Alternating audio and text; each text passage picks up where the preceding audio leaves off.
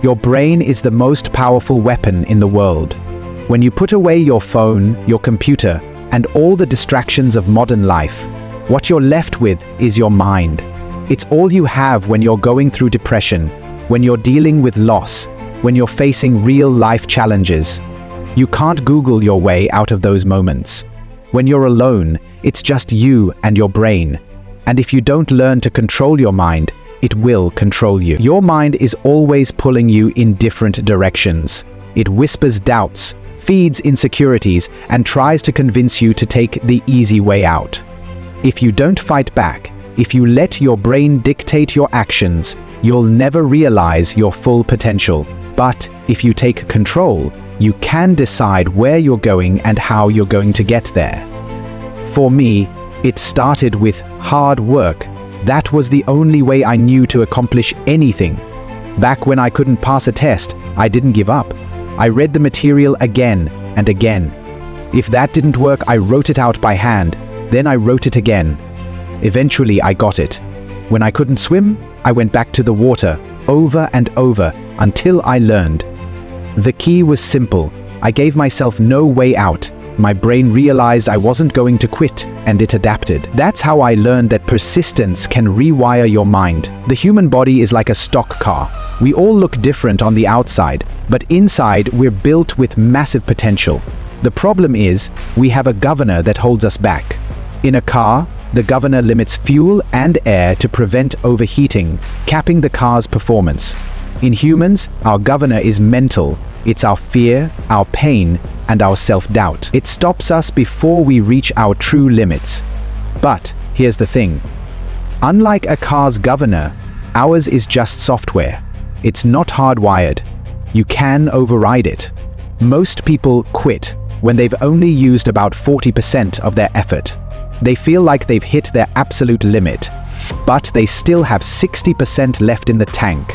This is what I call the 40% rule. If you learn to push past that initial wall of pain and fear, you'll find levels of strength and resilience you didn't know you had. But it takes practice. The first step is to get to that point where your brain is screaming at you to stop. That's when the fight begins. Instead of giving in, try going 5% further, then another 5%. Little by little, you'll stretch your limits. Over time, your brain will adapt, and what seemed impossible will become routine. Imagine you're a boxer. On your first day in the ring, one punch to the chin will knock you out. But after years of training, you can take 12 rounds of hits and come back the next day for more. The punches haven't gotten weaker, you've gotten stronger. Your mind and body have learned to endure. That's what happens when you stay with something long enough. You grow. And you gain confidence in your ability to overcome. Discipline is the foundation of this growth. It's not about talent or natural ability. It's about putting in the work every single day. Most people avoid hard work. They look for shortcuts and comfort. But if you commit to discipline, you'll separate yourself from the pack. You'll build mental endurance, and you'll stop being afraid of the grind. Discipline becomes your safety net, your weapon, and your ticket to success. Social media and modern life make it easy to feel like you're falling behind. You see everyone's highlight reels and compare them to your struggles. But when you're disciplined, you don't have time for that.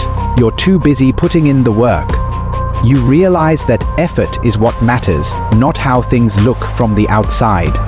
Over time, your hard work will pay off, and you'll start to see the results. But by then, you'll already be on to the next challenge. To truly change, you have to face yourself.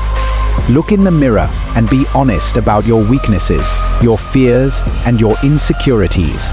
It's painful, but it's necessary.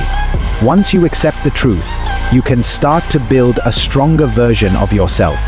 You have to create a mindset that doesn't care about judgment or failure.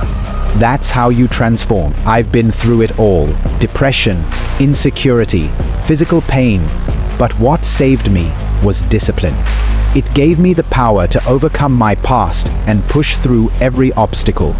It's the great equalizer.